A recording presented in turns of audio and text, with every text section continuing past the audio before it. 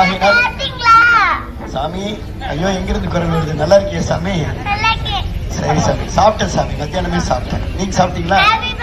தேங்க்யூடா தண்ணி, தேங்க்யூடா தண்ணா. விஜயும் நான் தான், விஜயபாஸ்கரும் நான் தான் தக் லைஃப் ரிப்ளை கொடுத்த முன்னாள் அமைச்சர். உன் மாமா பேர் என்ன? விஜயபாஸ்கர். மாமா பிடிக்குமா? நீங்க சொன்ன ரெண்டுமே நான் தான் இந்த தொகுதியை பொறுத்த வரைக்கும்.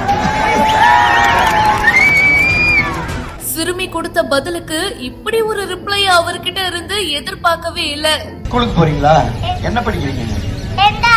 ஓ, 2வது.